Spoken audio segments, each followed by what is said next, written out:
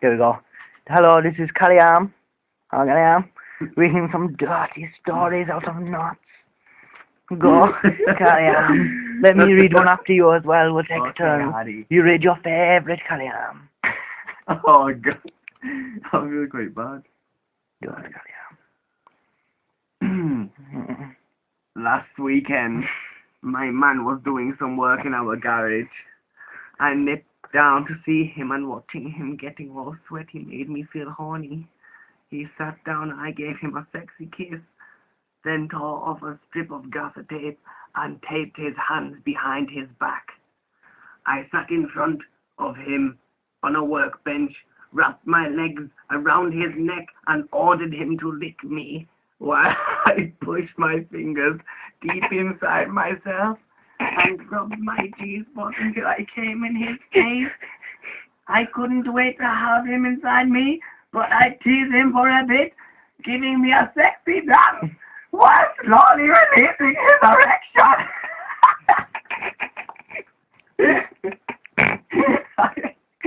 I straddled him and rode him hard until I came again, before jumping down to finish him up with my mouth. And it's turn now.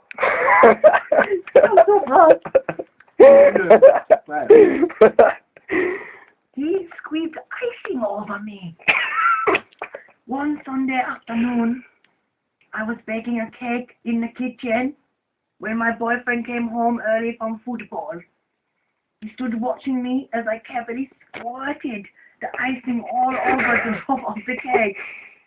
As I glanced up, he was staring straight down my low-cut top, admiring my cleavage. He took the icing bag out of my hand and suddenly kissed me, pulling my top up and over my head in seconds. He then picked up the icing and squeezed it all over my chest. Using his tongue and mouth, he licked and ate the stuff off me, almost squashing the cake as I wiggled around. We both ended up naked, rolling around on the kitchen worktop before having the most amazing sex on the floor. I have a feeling that might be the first of many cakes I bake with plenty of icing. Oh, no. How many left? Just two more. Saturday night out with the girls turned out to be great fun, but the journey home was the best part. After a few vodkas, I sent a saucy text or two to my fella, telling him what I'd like to do to him and generally being filthy. A few more hours of dancing and cocktails, and before we knew it, it was 11 o'clock. All the girls headed home, leaving me to text my man for a lift. I lowered my top and hitched my skirt up a little higher to drive him wild. All our saucy texts made me horny, and as soon as we made eye contact, it was obviously he felt the same way. As we drove home, I got out his manhood and tucked him in my mouth. He couldn't take much more, so he pulled over near a field and told me to get out. He bent me over a boot and gave it to me hard. I felt amazing and I was about to explode. He pulled out. I knew what he had in mind, so I dropped to my knees to ensure there were no spillages. Judging by my chin and cleavage, afterwards I was unsuccessful. Open the window, Callum, it's getting hot in here. It sure is, Harry. Nice and spicy. Oh, right. Oh, my. Sorry, man.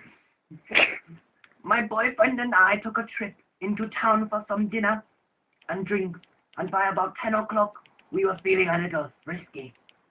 As we planned to get the last train home, we talked about how exciting it would be to have some fun on the way. We sat in the last carriage, and when the train started moving, I pulled down his zip and pleasured him while he kept an eye for anyone approaching. People got off the train and walked past the window, but we just got it on. As things heated up, he was rock hard, and I was really wet, so I pulled my pants to the side and straddled him I ended up having an orgasm so loud, probably shook the whole frame. And that's it today, kids, with the stories. Story time over. We should have some next week for you, where they will be twice as hot and twice as spicy. Right.